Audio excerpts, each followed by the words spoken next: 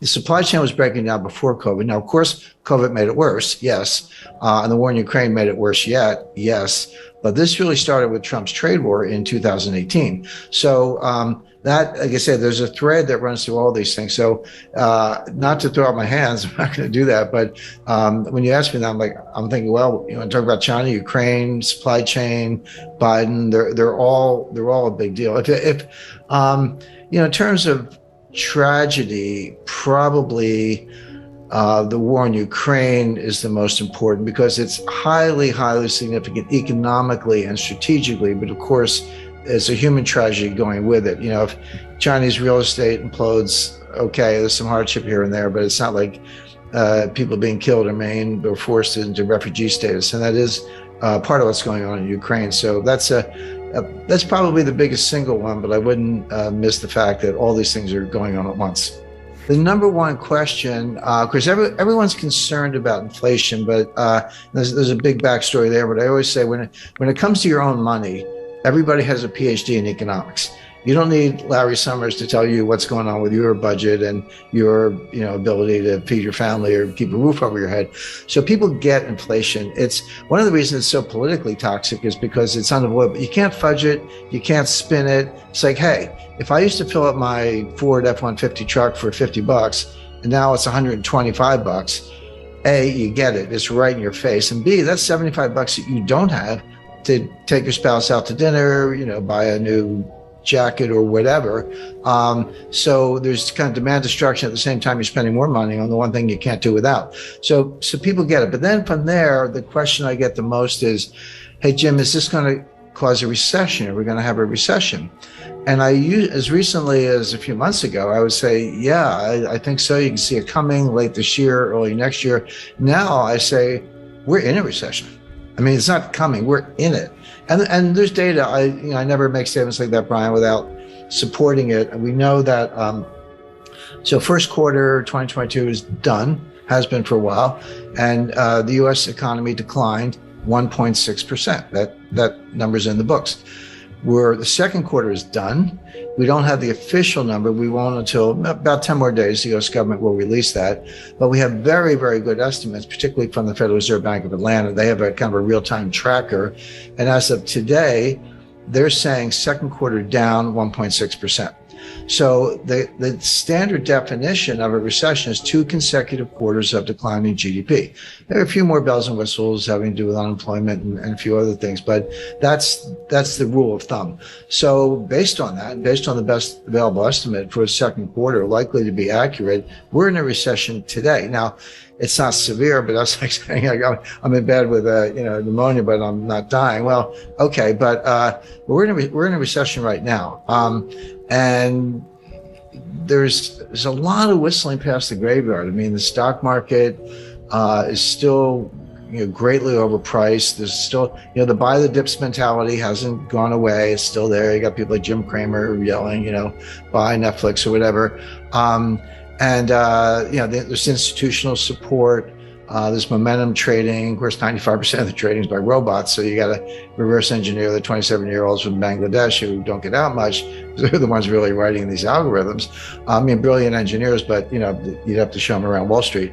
So all that's going on. So we haven't really seen the market collapse, stock market collapse that I would expect in association with a severe recession has not happened yet. This is just going to play out. It'll get worse as the year goes on.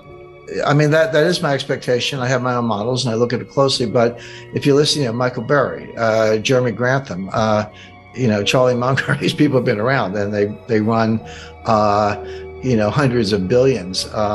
And they're saying the same thing. So, I mean, Jeremy Grantham did every now and then someone will throw some statistic at me and I go, how long is your time series? And I go, we took it back 5 years. I was like, talk to me if you've done it for 100 years, because that's a little more meaningful. But Jeremy Grantham actually did do a 100-year time series and looked at bubbles all over the world, 1929 US, 1989 Japan, 2000 dot-com stocks, and many others. And he said he's never seen anything like it. It's a triple greatest bubble of all time times 3 in the sense that it's real estate, stocks, and other asset classes. So yeah, I do. That is my view, but it's shared by a number of other analysts. You have to remind people. 1929, yeah, everyone's like, yeah, October, I think 18th or 19th. It was late October 1929.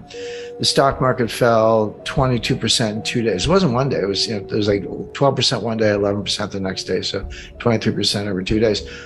But that wasn't the crash. I mean, that was the beginning of the crash. This Dow Jones fell 82% from top to bottom. Now, it took 3 years. It bottomed in June 1932. Started in October 1929, so not quite 3 years. But that fell 82%.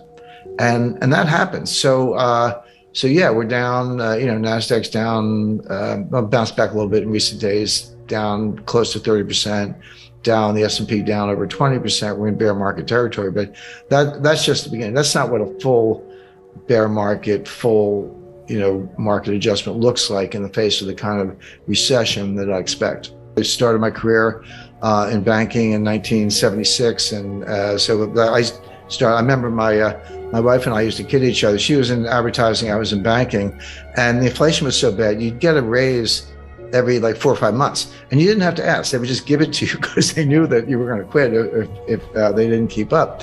So she would get a raise, and she was making more than I was at the time. So we'd go out to dinner, and then I would get a raise, and I was making more than she was. So we would just tease each other about that. But that's how it was.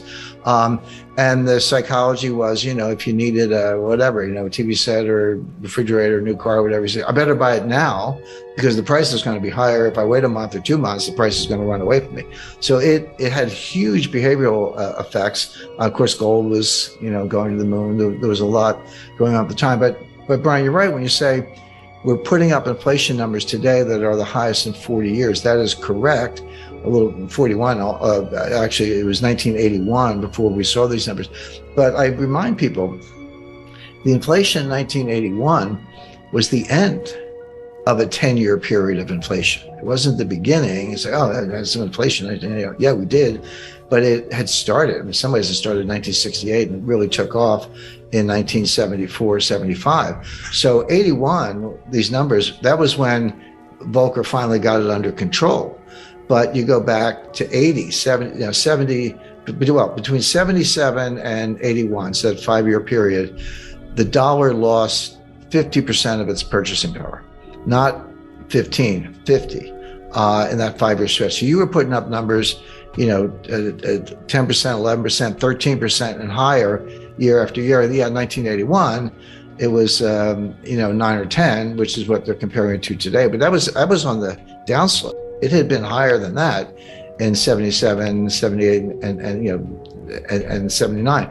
So the question is this the beginning of an inflationary surge where it's going to get even worse and it is going to last 5 years?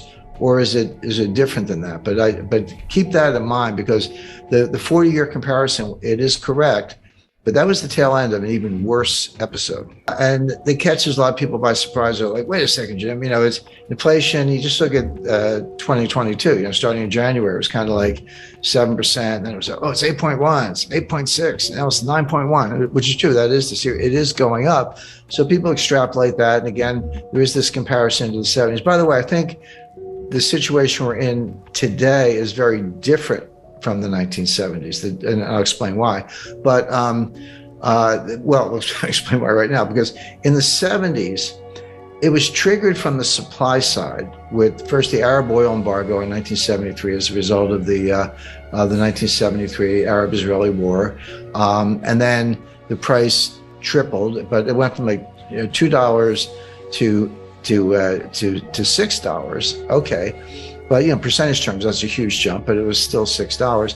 And then it got to 12. And then in 1979, you had a second oil embargo because of Iran and the Ayatollah and the revolution and the hostages and all that. And then it went from kind of 12 to 20. So oil went up by a factor of 10 in the course of the late 70s because there's two different embargoes. So that's coming from the supply side. But what happened was, the other source of inflation is on the demand side. So you have what's called cost push inflation.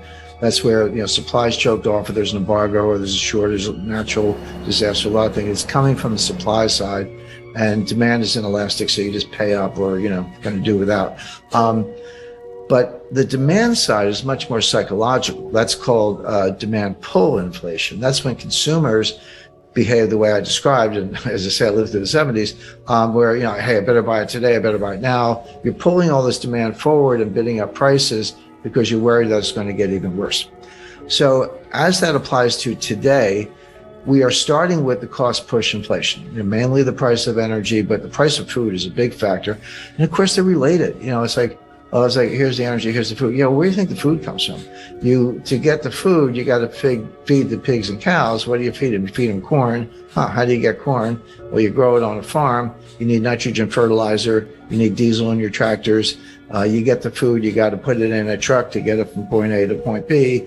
That requires diesel. The higher the diesel price, the higher the cost of food because you're moving it by truck, etc. So these things, as I say, are linked.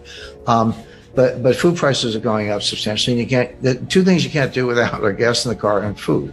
So you have that cost push inflation. We're not quite at the stage where it's demand pull. We're not quite at the stage where individual consumers are behaving the way I described in the 1970s, saying, "Hey, better spend the money fast because it's losing value," and you see that in inflationary expectations and inverted yield curves. And I'll come back to that because that's a really big deal. If you thought inflation was going to run away, as it did in the 70s, yield curves would be steeply sloping, and people would be in a frenzy to buy stuff. They're not. And the yield curves are not sloping, or upward sloping. They're inverted. They're going down. That tells you that, and we also see this in inflationary expectations. Inflationary expectations don't drive inflation here and now. But what does is inflation here and now can feed on itself. Inflationary expectations don't drive it, but they tell you a lot. They're information rich. They tell you a lot about what people expect. What the yield curve is telling us, what inflationary expectations are telling us, and other factors are telling us is that, there's inflation now, but the Fed's going to kill it, and they're going to kill it by destroying demand and throwing us into a recession. And here's where it gets interesting, because you could flip from this kind of inflation to disinflation or even deflation very quickly. And people are definitely not prepared for that.